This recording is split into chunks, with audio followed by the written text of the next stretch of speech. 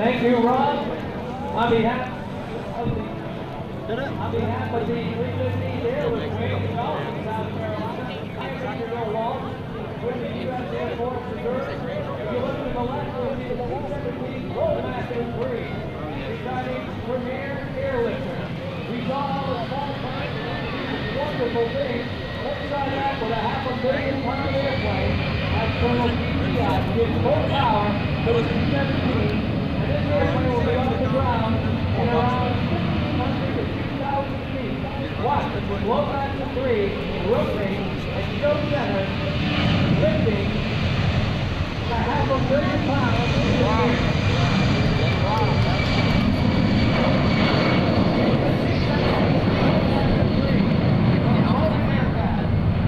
With 4 Pratt & F-117 engines, putting out 40,000 pounds of thrust each. The takeoff horsepower is 6 times the lineup from the Indianapolis 500. The aircraft is turning and will do 180, come back and do a high-speed pass.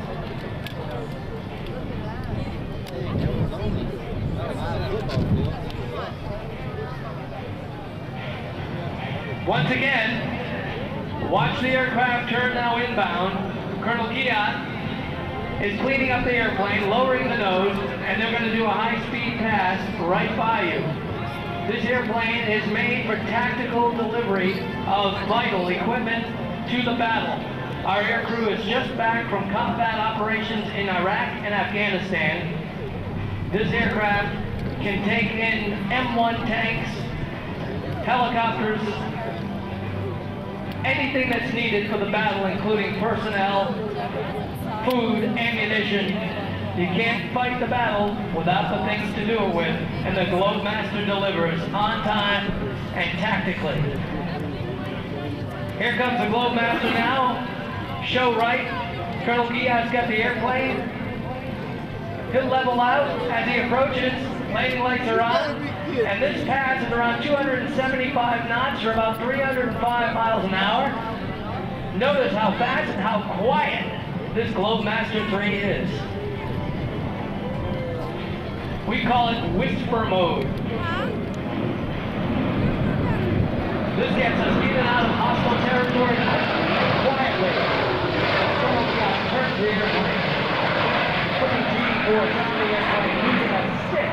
This airplane has a stick, just like a fighter. It also has a heads-up display, so you can look outside while flying the airplane. Very much like the fighters you see around the air show. Colonel Kiat's going to turn the aircraft around. He's going to throw out some slats and flaps, and he's going to let you see it a little bit better to show you some of the slower demonstration of the Globemaster III. Flying the airplane is Lieutenant Colonel Keith Kiat, with over 10,000 flying hours, combat missions. Lieutenant Colonel Rick Davis, also with almost 10,000 flying hours. Rick Davis used to fly the B-1, which we just saw. Captain Scott Hubel, he's our safety pilot. And you know what's interesting about this airplane, ladies and gentlemen? It takes 3 people to fly it. It used to take a lot more. Now we have a pilot, a co-pilot, and a loadmaster. Inbound on the left side of the air show, you'll see the Globemaster III making an approach. Yeah. The thing about the Globemaster III is that these airplanes are very, very tactical. We can get in where the C-5 and the 141 couldn't. Picture flying this airplane into a place like Iraq in the middle of the night with no lights, no runway lights, with night vision goggles, and stopping within 3,000 feet with a $500,000 on board. It's the Globemaster III, originally in 1993, built by McDonnell Douglas. After the merger with Boeing, this aircraft now is built in Long Beach, California. The airplane you're looking at is P-92. We took delivery of this airplane about a year ago. If you'd like to see one of these, maybe you're thinking about picking one up yourself, it costs about $250 a year.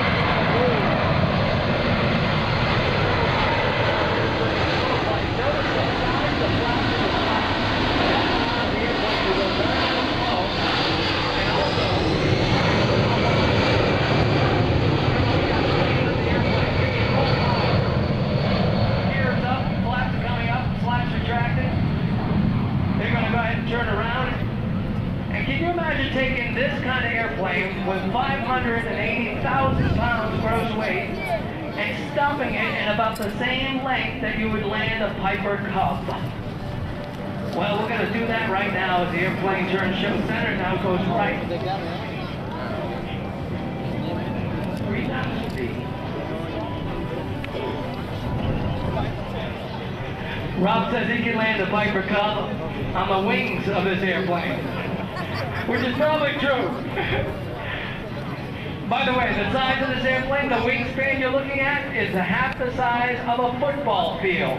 The tail stands 5 stories high. Your United States Air Force and Air Force Reserve are on duty 24 hours a day, delivering these vital supplies and people to the battle all over the world. The C-17 is approaching now. He's lining up.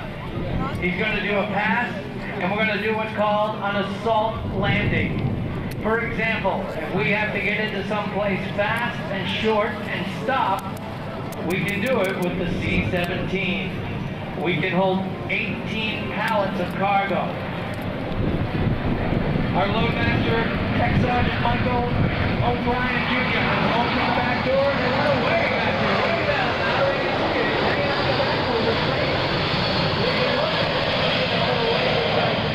Look at that. Now, suppose we want to take an airfield and we want to bring some security forces in there. Well, first of all, we have to get them on the ground. We'll put the Humvees, right in the back. We'll put our troops on it as well. We'll do a quick parachute drop from around 1,200 feet, turn the aircraft back toward the airport, and stop, almost on a dime. Colonel Guillot's setting up for an assault landing. The 580,000-pound Globemaster III is now turning back toward the airport. He's setting up for the landing itself.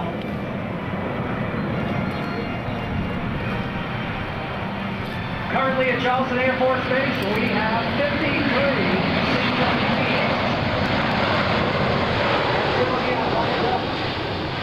We'll turn the airplane around. This airplane also has the capability to do what some airplanes and a lot of airplanes can, and that's back up. After we do a tactical landing, an assault approach, we will back the airplane up, which gives it incredible ground maneuverability, where we can get in and out, move the airplane, and get back. Colonel Guillot's now turning back toward the airport. As he turns towards Andrews Air Force Base, he's setting up for his assault landing. Our crew chiefs today are Staff Sergeant Corwin Barkley and Staff Sergeant Todd DeMott. Our air crews are deployed around the world. It is a tactical and strategic airlifter. The C-5 is a strategic airlifter, carries a lot of stuff to a lot of places, but this can do what the C-130 was made for as well, tactical delivery of vital supplies. Colonel Guillot now lining up on runway 19. Gears down and locked, flaps are full. He's got his heads-up display. Now approaching. Picture doing this in the middle of the night, pitch black darkness and night vision goggles somewhere in the desert. Colonel Guillot's lining up. Watch show center, folks, and he'll have that airplane stopped by show center. He's approaching at about 140 knots. Flying this airplane is like flying with the power. You just kind of hold that approach. There's not a lot of flare because of the design of the wing. Colonel Guillot's now about 50 feet off the deck.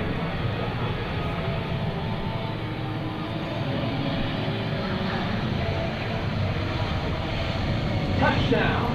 C-17 Globemaster III. Reverses thrust. Brakes. Full flaps and flaps.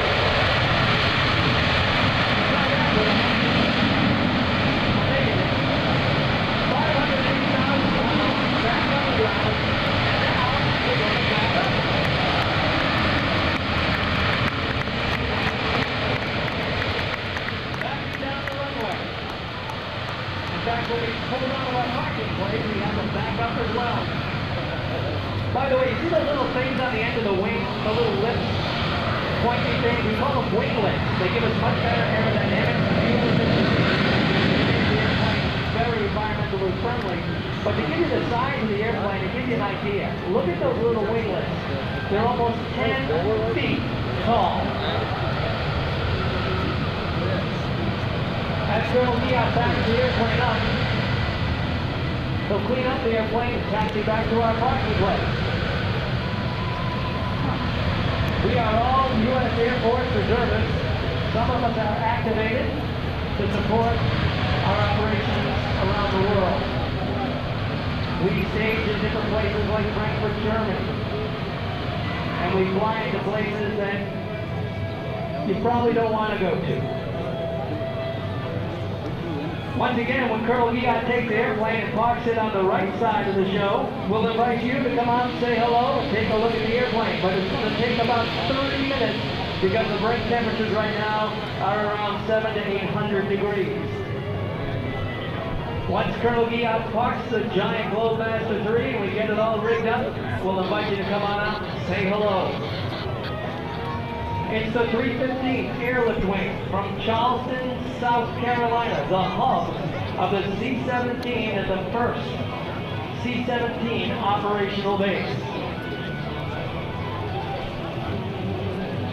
Once again, on behalf of the 315 and all the men and women of the United States Air Force Reserve and the Air Force, I'm Major Bill Walsh. Come on out and see our C-17 and we'll continue to reach across the globe.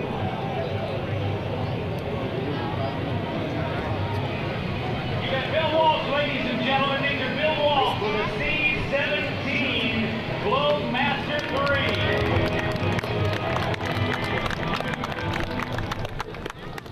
And now, let's flip it over to the Snowbirds and meet Gavin Couch as Snowbird number 11, and we're gonna get tuned in and hear something we don't normally get to hear at air shows.